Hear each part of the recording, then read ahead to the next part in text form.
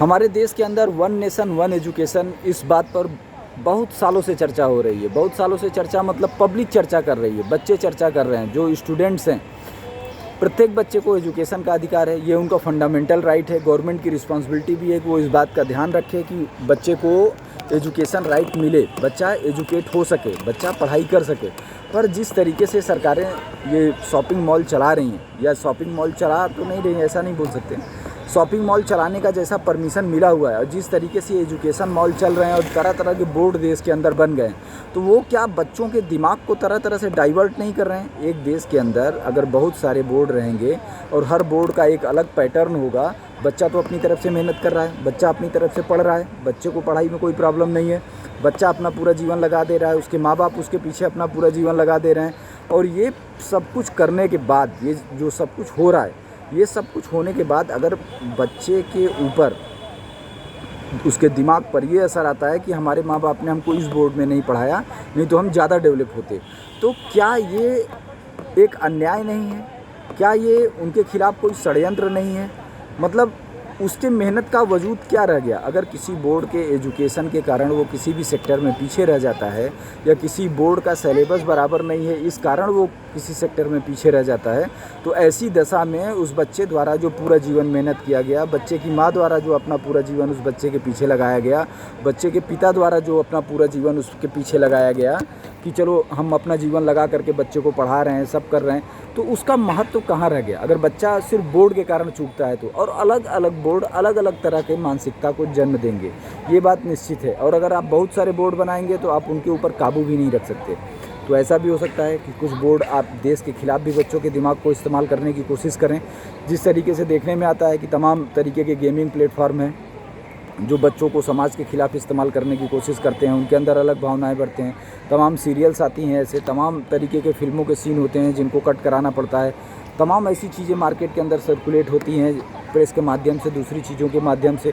तो क्या ये बोर्ड के माध्यम से नहीं हो सकता? अगर आप प्राइवेट प्रकाशन को इस बात का मौका देते हो कि वो अपनी किताब बेचे, अगर प्राइवेट प्रकाशन स्कूलों के अंदर अपनी किताब बेचता है, एजुकेशन कोई प्रॉफिट एंड लॉस का गेम नहीं है। इस देश के अंदर एजुकेशन को एजुकेशन इंडस्ट्री कैसे बोला जा रहा है ये समझ में नहीं आ रहा है, क्योंकि इस देश के अंदर शिक्षा को वरदान की तरह माना जाता है।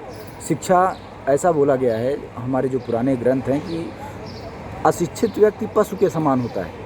तो जिस देश में शिक्षा का इतना महत्व है कि शिक्षा पाने के बाद ही आदमी आदमी में गिना जाएगा, शिक्षा पाने के बाद ही मनुष्य मनुष्य में गिना जाएगा, उस देश के अंदर एजुकेशन इंडस्ट्री कैसे हो सकती है? एजुकेशन तो संस्कार होना चाहिए, एजुकेशन तो एक कंपलसरी सब्जेक्ट होना चाहिए कि भाई एजुकेशन लेना ही लेना है आपको, एजुकेशन होना ही चाहिए कि भाई इतने साल तक बच्चों को आपको स्कूल भेजना ही पड़ेगा, किसी भी हाल में बच्चा स्कूल जाएगा ही जाएगा। बच्चे को स्कूल से जोड़ने के लिए तमाम योजनाएं भी होनी चाहिए। योजनाएं ऐसी होनी चाहिए जिसमें जो एम्प्लॉई है वो रिस्पॉन्सिबल हो कि हर बच्चा स्कूल तक आए, ये रिस्पॉन्सिबिलिटी एम्प्लॉई की हो।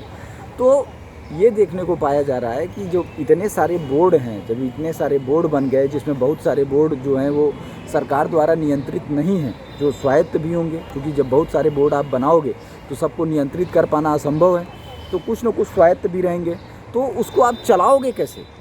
और वो बोर्ड अलग अलग तरीके की मानसिकता के बच्चों को जन्म देंगे, क्योंकि उनको कुछ ना कुछ तो बताना पड़ेगा ना। गवर्नमेंट बोर्ड है, अब गवर्नमेंट बोर्ड के बच्चों से बेटर हम आपको पढ़ाएंगे, इसके लिए वो बोर्ड कुछ ना कुछ बताएंगे, कुछ ना कुछ तो वो बच्चों के अंदर भरेंगे ना कॉम्प्लेक्स कि भाई हम आपसे इतना फ़ीस लेंगे। मान लीजिए कहीं 100 रुपये फ़ीस है, या सपोज करिए 100 रुपये तक का तो ज़माना ही ख़त्म हो गया। कोई फ़ीस मान लीजिए 5,000 रुपया फ़ीस ले रहा है, सामने वाला आया बोला कि 30,000 रुपया महीना फ़ीस है, जैसा कि आजकल चल रहा है मार्केट में। तो 30,000 रुपये महीने का हम फ़ीस ले रहे हैं, तो हम आपके बच्चों को पढ़ाएंगे। तो भाई 30,000 में आप क्या पढ़ाओगे? 30,000 रुपये में आप क्या पढ़ाने वाले? तो ये तो आपको बताना पड़ेगा कि भाई ये चीज़ में वो स्कूल फेल है, इसलिए हम 30,000 रुपये ले करके आपके बच्चे को ऐसा डेवलप करेंगे जो वो डेवलप नहीं कर सकता, तभी तो 5,000 का 30,000 रुपये वो देगा। तो इस चीज़ का असर सीधा सीधा गार्जियन के दिमाग पे, समाज के दिमाग पे, क्योंकि जो दूसरी जगह पढ़ने वाले बच्चे हैं उनको ऑटोमेटिक इस मानसिकता से दोयम दर्जे का माना जाएगा। उन बच्चों के दिमाग में भी ये बात आएगा कि भाई हमारे माता पिता हमको इस स्कूल में नहीं पढ़ा पा रहे हैं, इसलिए हम ऐसे हैं, वो इस स्कूल में पढ़ रहा है इसलिए वो वैसा है, जो कि एक गलत है। गलत हर तरीके से, ये एक तरीके से मानसिक प्रताड़ना है, ये बच्चों के ऊपर मानसिक प्रताड़ना है। इसलिए इस देश के अंदर एक राष्ट्र, एक एजुकेशन, एक बोर्ड होना चाहिए। वन नेशन वन एजुकेशन, ये एक नारा होना चाहिए एजुकेशन इंडस्ट्री के अंदर। बहुत ज़्यादा ज़रूरी है कि सुप्रीम कोर्ट भी इस बात पे सो मोटो लेना ज़रूरी भी है, क्योंकि ये सवाल इस देश के भविष्य का है, सवाल इस देश की आने वाली पीढ़ी का है। इसलिए बहुत ज़्यादा ज़रूरी है कि सुप्रीम कोर्ट इस पर सो मोटो ले, और सो मोटो लेकर के डिसाइड करे कि वन नेशन वन एजुकेशन हो, किसी भी बच्चे के मन में कुंठा ना हो, किसी भी बच्चे के मन में ग्लानि ना हो।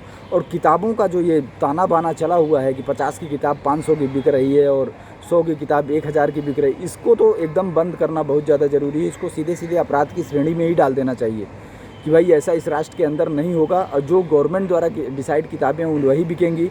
हाँ, ज़्यादा से ज़्यादा ये हो सकता है कि अगर कोई सरकारी प्रकाशन नहीं छाप रहा है, उतने पैसे नहीं छाप रहा है, कोई उससे बेटर पन्ना दे रहा है, तो 10-20 रुपये ज़्यादा ले ले, 50 रुपया ज़्यादा ले लिया, वो भी समझ में आता है। पर 50 का 500, ये क्या गेम है भाई? ये किस तरीके का खेल है? नॉर्मल लोग आजकल ये कंडीशन हो गया है कि बच्चे को किताब नहीं खरीद पा रहे हैं। मतलब 2 में पढ़ने वाला लड़का है, 3 में, 4 में, 5 में पढ़ने वाला लड़का है, उसका किताब 5000 10,000 का आ रहा है। ये कौन सा एजुकेशन दे रहे हो भाई? ये किस हिसाब का एजुकेशन है? ये तो पूरा शॉपिंग मॉल, हर चीज़ स्कूल में मिलेगा, बाहर नहीं मिलेगा। आपको स्कूल से किताब लेना है, स्कूल से आपको ड्रेस लेना है, तो फिर क्लास कहाँ चलेगा? जब स्कूल सामान बेचने में लग जाएगा, स्कूल का स्टाफ सामान ही बेच रहा है, तो भैया पढ़ा कौन रहा है? तो इस चीज़ को ख़त्म करने के लिए सुप्रीम कोर्ट से भी मेरा अनुरोध है, वो इसमें सो मोटो लें, और इसको बहुत ज़्यादा गहराई से लेने की ज़रूरत है, क्योंकि ये सवाल हमारे देश के भविष्य का है, बच्चों की मानसिकता का है, बच्चों की मनोदशा का है, उनके ऊपर पड़ने वाली मनोप्रताड़ना का है।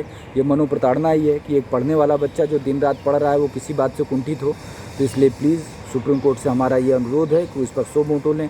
हमारे सभी जनप्रतिनिधि जो कि लगातार जनता के लिए काम करते हैं, वाकई जब काम करते हैं, हर जनप्रतिनिधि जिसके अंदर जो भी समझ होती है वो कोशिश करता है कि इस राष्ट्र को बेहतर बनाए।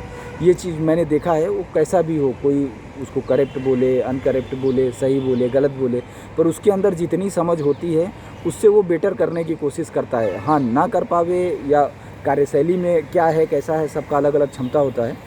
तो प्लीज़ हमारे सारे जनप्रतिनिधि इस बात को समझें, ये उनके भी आने वाली पीढ़ियों का सवाल है, उस मिट्टी का सवाल है जिस मिट्टी पर उन्होंने जन्म लिया, उस राष्ट्र के सम्मान का सवाल है जो उनको सम्मान देती है, उन बच्चों का सवाल है जिनके बच्चों के माता पिता के वोट से उनको सम्मान मिलता है, पावर मिलता है।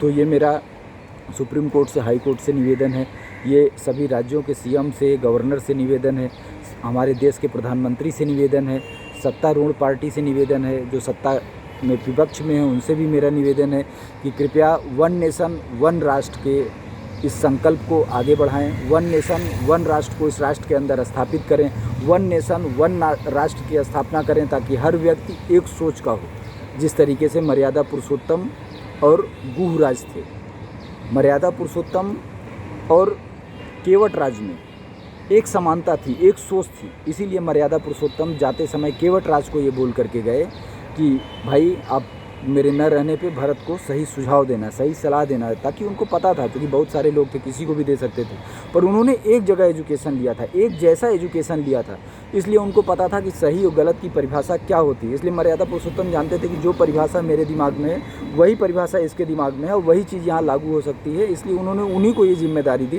कि भाई मेरे न रहने पर आप बड़े भाई की तरह इनको निर्देश देना, बड़े भाई की तरह इनको सूझबूझ देना, बड़े भाई की तरह इनको समझाना।